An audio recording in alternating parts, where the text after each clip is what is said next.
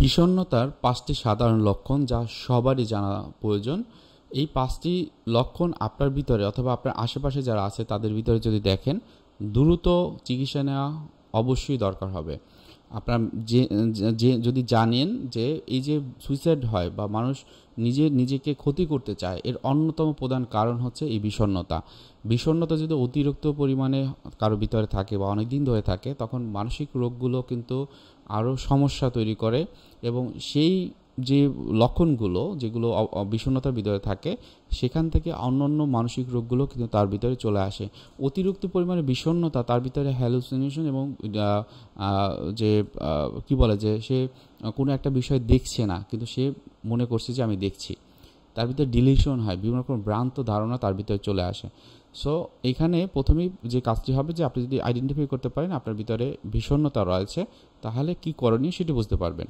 বিষণ্ণতার যে ৫টি সাধারণ লক্ষণের ক্ষেত্রে প্রথম যেটি কথা আমরা সবসময় বলি, সেটি হলো ওই ব্যক্তি most of the time nearly everyday, অর্থাৎ প্রতিদিনের প্রায় অধিকাংশ সময় সে বিষণ্ণ মরে থাকে, কারোর সাথে মিশছে না, মনটা একদম গ্লোমি হয়ে থাকে। মনে হয় আকাশে যেরকম মেঘ হলে যে অবস্থাটা তৈরি হয়, আকাশের চেহারাটা ঠিক ওই ব্যক্তির ভিতরে ওই রকম চেহারা দেখা দেয়।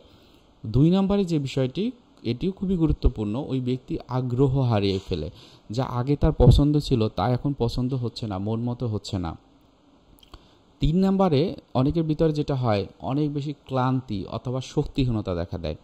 এই ক্ষেত্রে কি হয় যে সে কোনো কাজে আগ্রহ পায় না, তার কারণ হচ্ছে তার ভিতর থেকে একটা ক্লান্তি ভাব আসে। আবার অনেক সময় এই ক্লান্তিটা সে যে দূর করবে, সেই যে স্পিডটা সেটা ভিতর থেকে আসে না।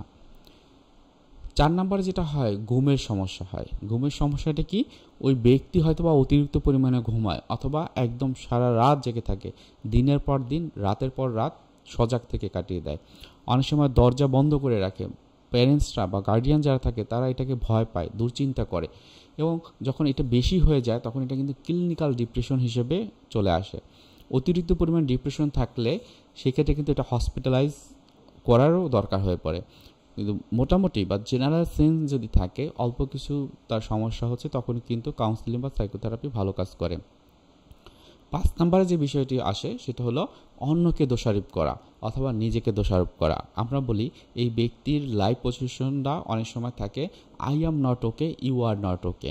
আই মানে এই পৃথিবীতে আমি ঠিক না, পৃথিবীর সাথে আমি অ্যাডজাস্ট করতে পারবো না, পৃথিবীটা আমার মতো করে কখনোই সম্ভব হবে না এবং এটা হওয়া সম্ভব না। অথবা এই পৃথিবীর যে ব্যক্তিবর্গ আছে, যেই মানুষগুলো আছে, যেই গাছ আছে, পশু পাখি আছে, কেউই আমার মতো না। তখন কি হয়, হোপলেসনেস, আশাহীনতায় ভোগে, এবং এই আশাহীনতা এবং হতাশ অনেক সময় তার ভিতরে suicidal attempt, suicidal tendency, suicidal করার যে প্রবণতাটা সেটা কিন্তু বাড়িয়ে দেয় অনেক বেশি। সুতরাং আজ হোক কাল হোক বিষণ্ণতা যদি কারোর ভিতরে থাকে, চিকিৎসা নিতেই হবে। যদি এই ৫টি লক্ষণ কারোর ভিতরে থাকে, যত দ্রুত সম্ভব চিকিৎসায় আসুন। অন্তত কাউন্সেলিংয়ের মাধ্যমে আপনি আপনার মনের কথাগুলো শেয়ার করুন। যদি সেটা সম্ভব না হয়, ইনিশিয়ালি খুব কাছের যিনি আছেন, যিনি আপনার কথাগুলো গোপন রাখবে, তার সাথে কথা বলে আপনার এই মনের যে জায়গাটা যেখানে অনেক বেশি কষ্টে আছেন, বিষণ্ণতায় আছেন, সেটি শেয়ার করবেন। সো আজকে ভিডিওটি এখানে রাখছি। সবাই ভালো থাকবেন, সুস্থ থাকবেন। আসসালামু আলাইকুম।